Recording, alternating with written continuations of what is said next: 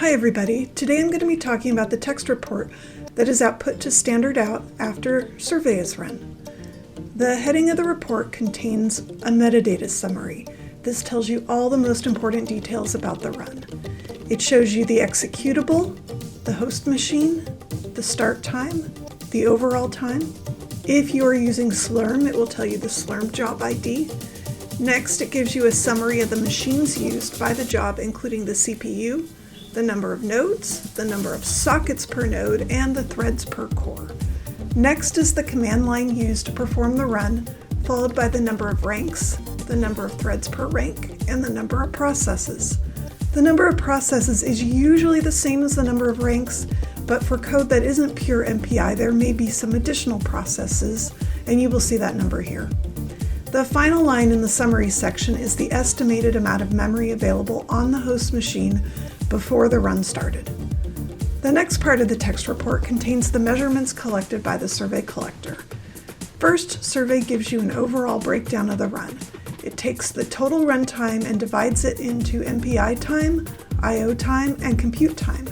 This lets you know if the application is CPU bound with a large compute percentage, communications bound with a large MPI percentage, or I/O bound with a large I/O percentage. If the run uses OpenMP, the amount of time spent in OpenMP is shown, as well as a percentage of that time to the overall job time. Next, we show you the min-max and average of the high watermark for the memory to let you know the memory load on the cluster during your run. The CPU counter analysis shows you the overall efficiency of the application's compiled code. This is calculated from the total number of cycles divided by the total number of instructions at the CPU level. Finally, we show you the affinity for the run. Affinity is collected for each thread and each rank on the run. A run like this with 220 ranks and 2 threads per rank will have a total of 440 affinity results in the raw data. In order for the user to interpret these results more easily, we do some pattern matching for you. On most runs, the affinity results between nodes are identical. With 220 ranks over 4 nodes, there are 55 ranks per node. The affinity results for rank 55, which is the first rank on the second node, is identical to the affinity results for rank 0. So therefore we categorize rank 55 as having an equivalent rank 0 and report the results together. That divides our 440 results into 110 results. Each rank has 2 threads, and both these threads have the same affinity. Sometimes the thread numbers might be slightly different between nodes, but since the functionality is the same, we report the thread count used instead of the thread numbers.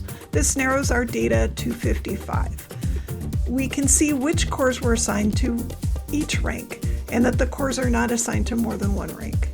We collect the affinity for the run both at the beginning and at the end of the run. If the initial and final affinity are the same, we only report one result. Otherwise, we show you both the initial and the final affinity. In the future, we plan on creating another video just explaining our affinity results and how you can use them to fine-tune your runs and make them more efficient. At the end of the report, we include the files that were generated, including the HTML version of this report and the JSON metadata and report files. And that's it for this video. If you like this video, please let us know by giving us a thumbs up and subscribing to our channel. You can also leave us a comment below. Thanks so much, and I will see you next time.